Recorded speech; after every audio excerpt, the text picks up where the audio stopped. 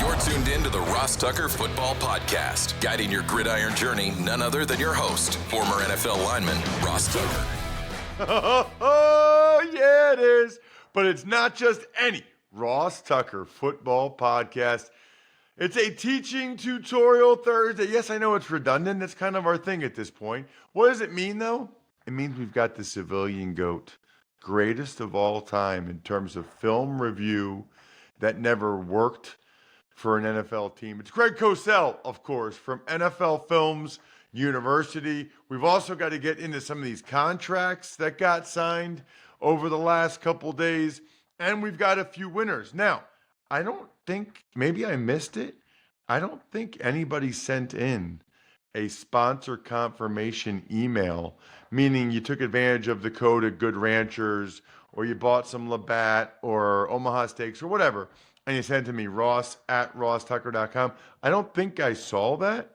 So we don't have a sponsor confirmation email winner, but I did see several Instagram comments. So I'll make Juan Torres the spread the word via social media. You just comment, quote post, whatever on any of the platforms, you're automatically eligible. So Juan, send me an email, ross@rosstucker.com. Let me know what kind of press pass you'd like. And then the YouTube shout out, youtube.com/RossTuckerNFL goes to Dan the Man. That's his YouTube name. Dan the Man made a comment about Wednesday's Hackenberg, or Monday, I guess, Hackenberg interview. Anyway, it's Big Show time. The Big Show. Okay, Greg, last but not least in the AFC, we go to the AFC East. By the way, we did this on purpose because anybody that ever starts anything like this starts with the AFC East or the NFC. So we wanted to work backwards once, give some love to the AFC West and some of the other divisions. But the AFC East, I don't know why, Greg. Is it our East Coast bias? But I just feel like it's so interesting, starting with the Buffalo Bills, who, you know, with all the moves they made this offseason, you know, the safeties and Diggs, kind of thought it might be sort of a rebuilding year. And now when I look at their roster, I feel pretty good about it. I don't feel that bad about it. So I'm curious to hear where you are right now with the Bills, Greg. Well, you know, I think, look, this is not a profound statement, but they're a solid football team. Obviously, they have changes at the receiver position. Joe Brady now is the OC, so he's been working all offseason. You know, he got the job, I guess, mid-season last year, but it's hard to really install what you want. And I'm going to say something purely based on tape study, and maybe a lot of people who don't study tape would find this to be, you know, kind of a bold statement, but it's not. I think he's going to help Josh Allen a lot in this regard. Josh Allen is much more of an instinctive quarterback than he is a true precision quarterback. Now, he's capable of that. My guess is Joe Brady is going to work with him on that, get him to play better and quicker with his eyes so that he can play with timing and rhythm at a higher level. We know what he can do outside of structure. You do not want to take that away. But there are too many times, and I've studied him in great detail over the last couple of years, Ross, there's too many times where he flees the pocket prematurely. Now, he can make special plays that we all go, wow. And as I said, you're not going to make him a robot, obviously. But I think that within the timing and structure of the offense that Joe Brady will implement, that he will want Josh to be better with his eyes. And I'm very curious to see how that develops. You know, it's funny. Tell me if you can see this comparison at all, Greg. When I see Josh Allen, I think he's maybe a more physically gifted guy than this guy. But early Josh Allen reminds me a little bit of early Ben Roethlisberger in that, you know, maybe the first year they weren't great, but then from 2 to 7, I used to always say, second year to like 6th or 7th year, I used to always say, Greg, if it was recess or we were playing in my backyard, I was picking Big Ben. Right. I was taking Big Ben. And I think Josh Allen is the same way. But I think Big Ben, as his career went on, got better at just executing the offense as opposed to pushing one guy down, the other guy's hanging onto his legs, he runs around, he throws a dart.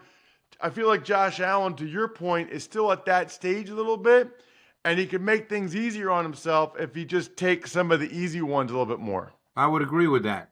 And I'm curious to see, too, how it all plays out with their wide receiver core. Obviously, they drafted Keon Coleman, I guess the first pick in the second round, was it? They have Yes. Curtis Samuel. They signed Marquez Valdez-Scantling, who we know that he has concerns, but he certainly can run, and he's a big play. That can happen.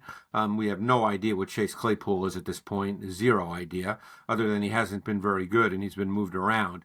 The O-line is essentially the same. They lost Morse at center. They're going to move Connor McGovern inside. We'll see who ends up starting at left guard. But other than that, it's a pretty solid offense. I mean, and Allen he is a player who can be special any given week. We know that. Defensively, a lot of the same players as well. They drafted a player I really liked on tape, Cole Bishop, in the second round, the safety from Utah. It would not surprise me if he's a day one starter. I think he's that kind of player. My question about the Bills offensively, why did they perform better after Joe Brady became the OC, after it felt like they didn't target or focus or revolve the offense around Diggs as much, Greg? That, for all these years, it was Allen the Diggs, and then Brady gets the OC gig.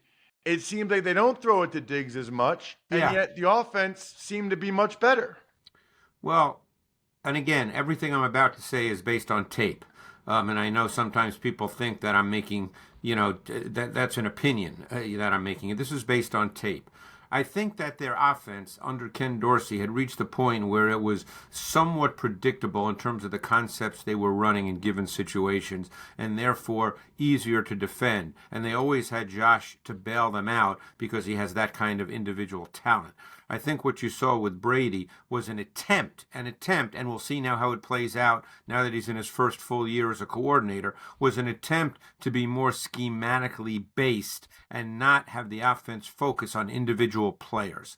In some ways, and I'm not comparing Joe Brady at all to Kyle Shanahan, but when you watch a team like the Niners, they don't think in terms of, well, we have to feed the ball to this guy. They run a schematic offense, that 1 week IU could get, 12 targets. 1 week Samuel could get, 12 targets. And I think that Brady wants the offense to be more like that, more schematically based as opposed to individual based.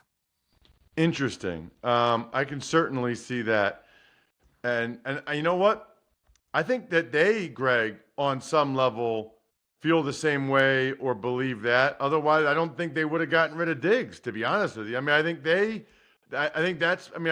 look, there was other reasons too, I'm sure, but right. I think that certainly, could be one of the factors. Let's keep it moving here in the AFC East because it is an interesting division. How about the Miami Dolphins? I've had Raheem Mostert on the show recently. There's been a lot of talk about Tua and his contract this offseason. We know what they did last year during the regular season. What are you thinking about the Dolphins, who lost, the highest paid D tackle, Christian Wilkins, the highest paid guard, Robert Hunt? Yeah. You don't see that often from Super Bowl contenders where, they lose arguably their best O lineman and D lineman. Well, I think offensively it'll simply be an expansion of what they do because you have to play to your quarterback, and Tua is a timing rhythm thrower. We've talked about this for the last number of years. That's who he is. That's what he'll be. He can't be more than that because his talent level does not allow that, but he's really, really good. He's got a quick drop, quick set, really accurate in the short to intermediate area. Obviously, they've got tremendous speed at receiver. They added Beckham. This is a team that uses motion, I think, more than any team in the league, and they use motion to get free access off the ball. It's difficult for defenses to play against them because you have to kind of shrink your defensive menu when there's so much motion because you don't want to get caught. So, I think offensively it'll be structurally and schematically similar with some expansive additions just based on the fact that it's another year with the same coach and the same quarterback. But, they've got a few questions on the O-line. They lost their center. They signed Aaron Brewer, who came from Tennessee, a very undersized player, Ross. I don't know if you know much about him. He's a hardworking guy, great work ethic, plays hard, tough, physical, all that good stuff, but he's just really small. And I'm very curious to see how that plays out in their run game. This is a tough question to answer, Greg, but I'm going to ask it anyway. Given what you said about Tua, offense's timing and rhythm, can't be more than that because his talent level does not allow that. If you're the Dolphins organization, are you giving someone like that you describe in that way a top-of-the-market contract over $50 million per year? Or, Greg, do you believe that you could find someone else to operate the offense in a similar fashion for a lot less money? Well, I guess that's the $50 million question.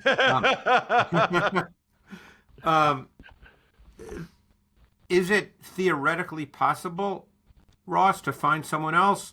Theoretically, but you and I both know that quarterbacks don't just fall out of the sky. And you know what you have with Tua, and he plays really efficiently and really effectively in that offense. So if you decide you're not going to pay him, with the end result to that being that he will not be a Dolphin at some point in the next couple of years, obviously he will be this year, then you have to find someone else and you have to start over. And I'm not sure that a lot of people think about that. It's easy to talk about Tua and say, well, he's not top tier. He's not Mahomes. He's not Allen. He's not Burrow. I'm sure I'm leaving a couple of guys out right now that are at that higher level. And he's not that guy in terms of overall talent. And you have to play a certain way with him, which obviously McDaniel does, which is kind of part of the way he plays anyway. So it's easy to say, well, he's not worth X amount. But then you have to find someone else. And, that's the corollary piece. That's not so easy. Such a good point. And by the way, it's not as easy as you think it is, because where would the Niners be if they hadn't happened to get a guy like Brock Purdy, with the last pick? And a lot of people think, it's easy to, you could just get someone to do it. Well, I think you have to be careful about that. For years, look, Ross, you and I have been doing this a long time. For years, teams that never quite made it to the Super Bowl. Remember every year with the Cowboys? Well, Tony Romo's not good enough. You got to get rid of him. Andy Dalton, he's not good enough. You got to get rid of him. And maybe they're quote unquote not those high level guys, and they're not. But you can't just find another guy. It's not that easy. It doesn't work that way. The way it does work, Greg, is when you drink Labatt Blue Lights with your friends, family, living life to the power of we, always enjoying it responsibly. It's delicious beer. Labatt USA, Buffalo, New York. We move on. Speaking of New York, Greg, let's move on to the New York. Well, real quick, any thoughts on the Dolphins defense? Well, they have a new DC, Anthony Weaver. He was with Baltimore. He's nicer, Greg. He's nicer than Vic Fangio. That changes everything. He's a nicer guy than Vic Fangio. We'll see what he decides to do, because he came from Baltimore. I believe I know he spent time. Did he come from there last year? I can't remember, but I know he was there for a while. So he was there, I believe, when Wink Martindale was there. He's seen a lot of different systems. So in some ways, we don't know exactly what he's going to do. They get Jalen Phillips back after his injury last year. They drafted Chop Robinson. They want to clearly have be able to rush the quarterback from with their down group, because they still have Bradley Chubb. We'll see. They signed Jordan Poyer. They signed Kendall Fuller. So, it'll be a different looking defense, I think, both in terms of personnel and in terms of how they play tactically. And I don't have a great feel, because you have a totally new DC that has, it comes from different systems. Let's talk Patriots, Greg. And obviously the big one is quarterback. I'm going to be curious to see how they handle the Brissett Drake May situation. I feel like Brissett's like the ideal guy for this scenario. Yeah, and my guess is he'd be the starter. You know how that stuff goes. If a team starts 1-5, then they're going to play the young quarterback. But Brissett, he's been a solid player in his career. He from every time I've talked to anybody about Jacoby Brissett, they talk about what a special human being he is. He's one of those guys. Again, it's hard to know exactly what their offense will look like. Alex Van Pelt, he's been in the league. They still have Stevenson. They signed Antonio Gibson. I think they'd probably like to be able to run the ball with some efficiency and some sense of balance. Because no matter who you play at quarterback, you can't build this offense around having your quarterback drop back 40 times a game. They're still working through their receiving core. They drafted Jalen Polk in the second round. They drafted Javon Baker in the fourth round. We'll see. I think they'd like Polk to be a starter, and he has great hands. He's a solid route runner. He's just not an explosive athlete. They really don't have an explosive wide receiver. So it's kind of a work in progress offense. We'll have to see how that all plays out. That's another one that's hard to know right now as we speak early in June. What's interesting about it to me is I had Field Yates on yesterday's Fantasy Feast podcast, Greg, and he made the point that if you had flipped Drake May's seasons that May had come out after the 2022 season, he might have been the number one overall pick based on that video. Had you studied May a lot last summer and his 22 tape? Did you see a drop-off, or what did you see? Well, the traits don't change. That's the thing. So now you have to decide those other issues because the traits are the traits. I would argue that he was the toolsiest quarterback in this draft, which doesn't mean he's going to be a great pro. We don't know how that plays out. But I got a chance to stand next to and introduce myself to Drake May on the floor at the Combine, and he is a big dude. And some guys just look big. You know this, Ross, from playing. Some guys could be, 6'1", and you look at them and they just look small. Some guys are 6'4", and they're tall, but then you stand next to him and you go, man, that's a big guy. He just looks like a big guy. And I think he's the toolsiest. To me, he had the best overall traits. There are things that need to be cleaned up for sure. I know there were some teams in this league, based on conversations that I've had, that had him as the number one quarterback in this draft. So, we'll see when he plays. Obviously, they addressed the O-line. They drafted Caden Wallace from Penn State, who I really, really liked. He was the right tackle at Penn State, opposite Fashanu. And believe it or not, I've spoken to O-line coaches that liked him more than Fashanu. I really liked Caden Wallace. They drafted Layden Robinson, a guard from A&M. These are two guys that could end up being starters sooner than later. And the Patriots still have that good defense, and they should be good again, I would imagine, this year on that side of the ball. Yeah, and they'll get Christian Gonzalez back, who for the few games he played last year looked like he was a really good corner. Last but not least, the Jets, Jets. We're going to see them a lot in prime time, Greg. Yep. Man, I feel like when I look at them, they need those offensive tackles to stay healthy. Tyron Smith and Morgan Moses. Both those guys are up there in years. If those guys stay healthy and Rodgers stays healthy, they could really have something. Yeah, I agree with that. I mean, Smith is so critical. Obviously, they know about his injury history and the fact that he's just getting older, which is the reason they drafted Fashanu.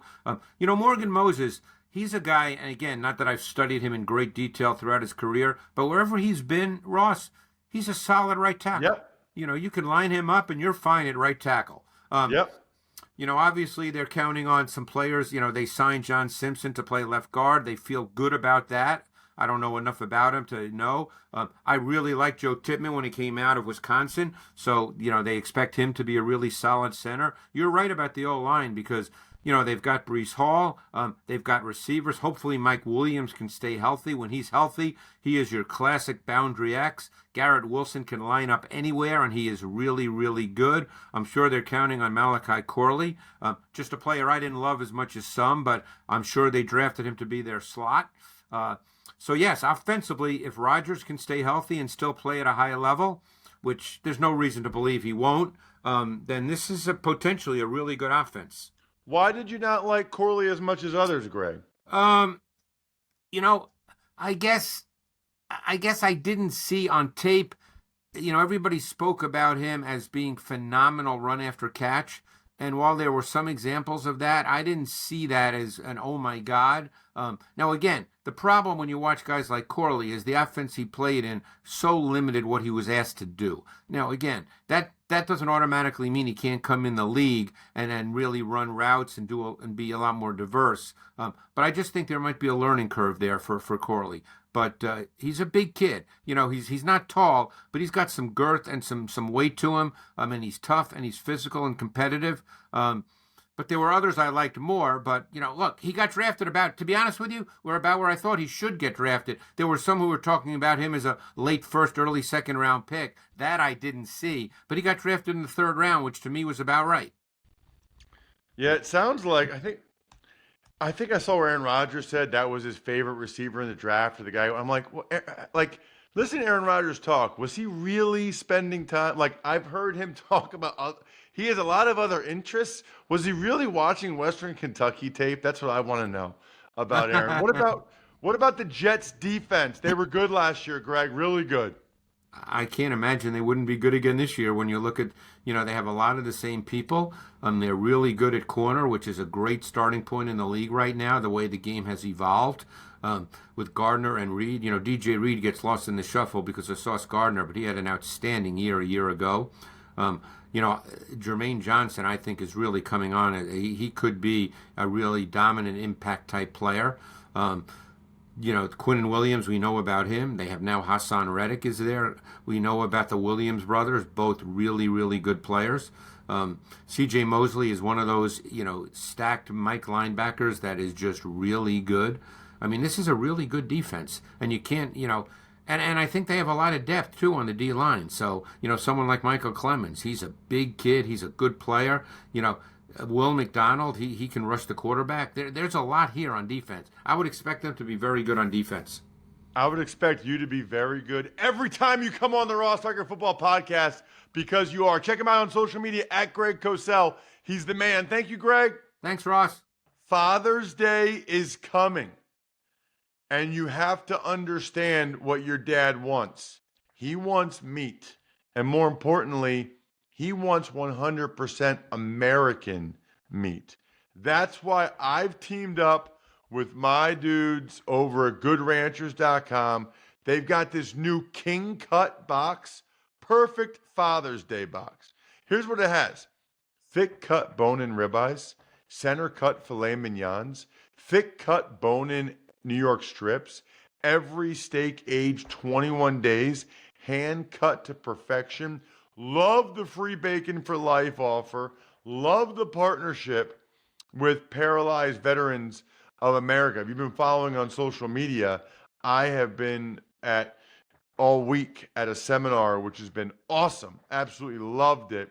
The National Security Seminar. Anyway, change the way that you buy meat today at GoodRanchers.com with my code Ross to claim your free bacon for life. Make this Father's Day extra special with Good Ranchers because this year, Dad deserves more than just the dad jokes. GoodRanchers.com, American meat delivered. Tuck's Takes. All right, Ross. The Browns, they signed head coach Kevin Stefanski and general manager Andrew Berry, both to contract extensions. Well deserved for both of them. Stefanski's been coach of the year, 2 out of the last 4 years, I think? It's pretty impressive. And then Andrew Berry done a terrific job helping them revamp that roster. I think I saw some people today say, he gave Deshaun Watson the worst contract ever. Like, this is why you guys listen to this show or whatever. He didn't give Deshaun Watson that contract. I know Andrew Berry. He never would have given Deshaun Watson that contract. That was the owner, and he did what the owner told him to. I don't know that for sure, but I would bet a largeable size of money about it. There's no question. I mean, look, that's why the owner is giving him the extension, because he deserves it, and the owner knows that he did that. Speaking of a largeable size of money, there's a couple major signings that we did not get to yesterday. First being Justin Jefferson signing a contract extension, making him the highest paid non-quarterback in the NFL, $35 million a year. I don't even know what largeable size of money is. Is largeable even a word? Are you making fun of me? Definitely not. Definitely No. not a word. No. Largeable. It should be, though. It should be. Anyway, Justin Jefferson, $35 million a year. Listen, he's fantastic, and this is well deserved. But man, like Marvin Harrison Jr. is making less than $9 million a year. All these guys getting these new receiver contracts, they all just got drafted a few years ago. Christian McCaffrey got an extension, 2 years, $38 million. I don't blame him. McCaffrey's probably like, I'm not making half to what the receivers are making. I don't blame McCaffrey at all. And I saw the Steelers sign Cam Sutton. Chargers released center Corey Linsley. He's expected to retire. Other than that, I think we're done here. Thanks for tuning in to the Ross Tucker Football Podcast. Make sure to also check out Even Money, Fantasy Feast, and College Draft, all on the DraftKings Network on Samsung TV Plus, YouTube, or subscribe to the podcast on your favorite platform. Shout out myfrontpagestory.com. I talk about Father's Day a lot. That's what Dad wants. Your dad loves the newspaper. Put him on the front cover and get a guaranteed signed autograph from me. myfrontpagestory.com, backofficeschedule.com, humanheadnyc.com, Sporticulture, Pizza Boy Brewing.